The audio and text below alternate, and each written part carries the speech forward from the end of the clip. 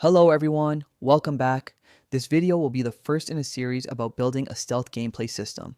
But before we start, I'll give you a quick overview of what we'll be using.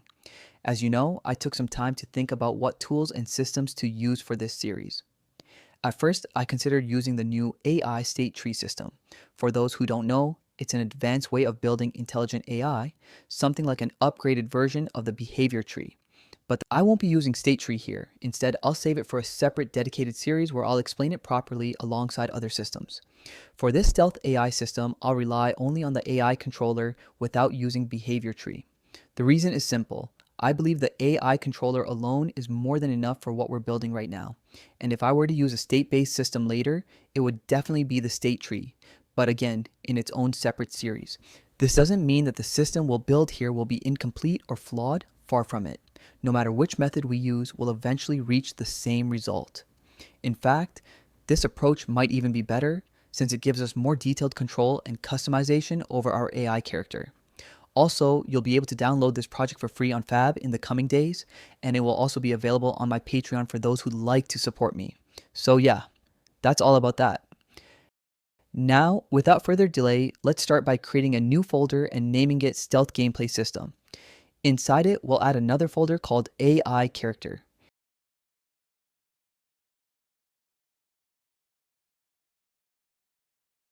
First, we add a new character for our AI character and name it AI Character.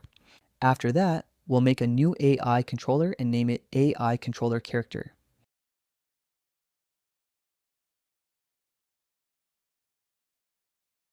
Then, we'll create a new actor and name it Actor AI Path.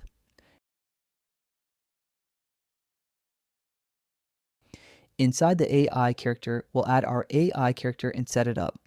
We'll assign its mesh, adjust its location and rotation, and before we add its animation blueprint, we'll first create a copy of the original blueprint, name it AI Many, and then apply it to the character.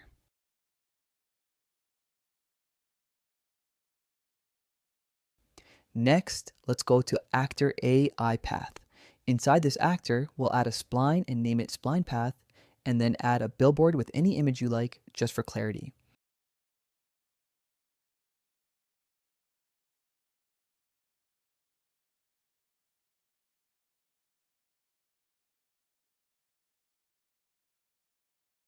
And then let's see, we assign the AI controller we made to the character. To do this, go to class settings and set the AI controller class. Then in the character, we'll call getController and cast it to our AI controller. That way, we now have access to the AI controller. Inside the AI controller itself, we'll get references to both the AI character that owns this controller and the player character, casting them just as shown in the video. With this, we finished the basic project setup. Now, we can start building the system that will make the AI patrol in a loop or follow a path along the spline we created. Before we jump in, let me explain what we'll be doing and why.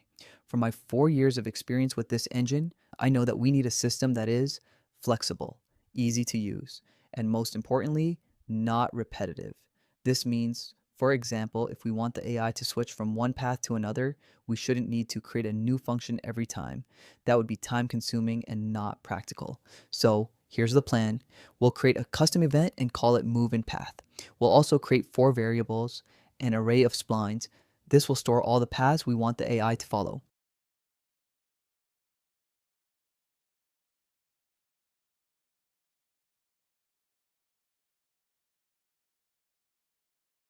An integer to choose which path the AI should follow from that array.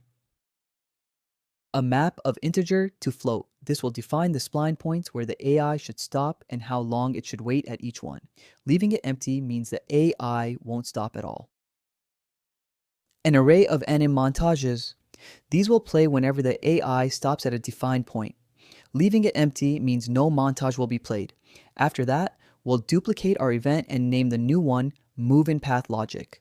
We'll call it from the first event, promoting all inputs to variables and connecting them together.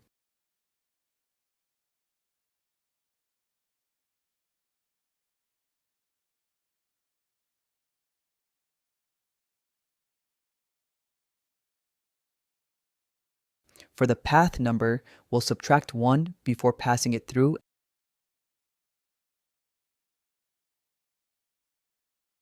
and instead of an array of splines, we'll reduce it down to a single spline called the path.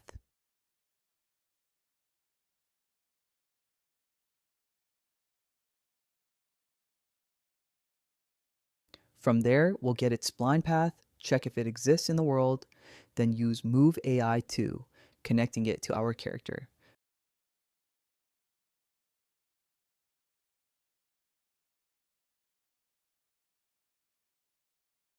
For the destination, we'll use getLocation at spline point, set to world space. The point input will be controlled by a new variable we'll create. Finally, we'll add a simple check. If the current spline point equals the total number of points, that means the path is finished. If not, we'll add +1 to the spline point variable. Since we don't have a special action to perform when the path ends, we'll simply reconnect it back into move in path logic, passing along its variables.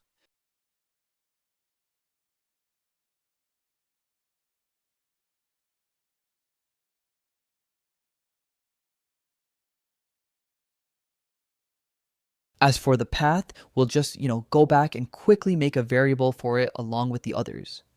That's it for this setup. Alright, so let's go ahead and test it. We go to the AI character, and in the event begin play, we add move in path.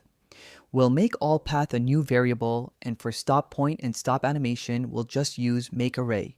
But yeah, we'll leave them empty for now. As for path number, we'll set it to 1. Now we place the character and of course a nav mesh bounds volume.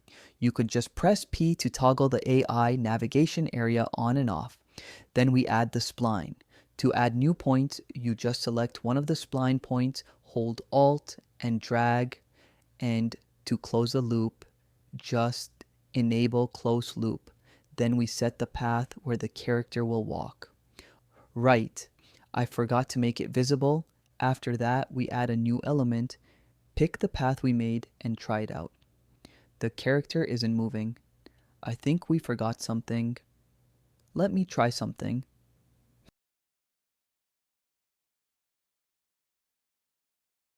Yeah, I found the issue. I messed up when connecting the index node of get. Now it should work. Yep. As you can see, the character moves now, but without any animation. Also, the rotation is too sharp, not smooth at all, and the speed is way too high. So, let's fix these issues. First, we go to the AI character. Character movement and tap max walk speed and set it to 250. Then, in the animation blueprint, we fix the logic there, cause that's why no animation was playing. Let's try again. As you can see, now the character moves normally, but yeah, the rotation is still linear, not smooth. So let's quickly fix that. Back to the character again, and we adjust the rotation settings, like in the video. Alright, good. Everything's actually working fine now. So let's add the stop logic and animations. First, we add a branch, and from point stop, we check if the current spline point is one of the stop points we defined. If yes, then the character stops and plays a random animation. If not, it just goes to the next point immediately. So, we add a play anim montage node from the character, and for animation montage, we'll use a random node, which we'll make into a variable so it picks a random animation. Then we add a delay before playing the animation, and after the animation montage, we add another delay, which will be the stop time.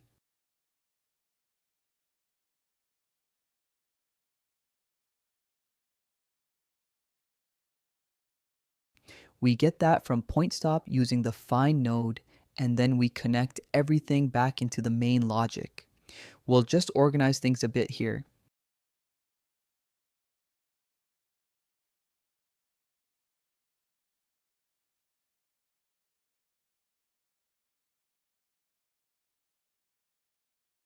And yeah, now we just add the stop points we want with their stop times.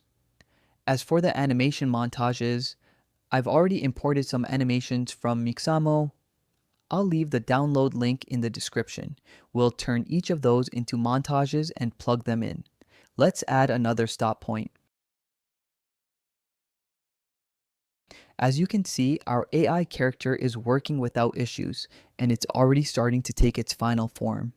But yeah, it still has no interaction with the environment. So, in the upcoming videos, we'll work on making the AI interact with its surroundings using AI perception, which is actually one of the best systems for that. See you in the next video.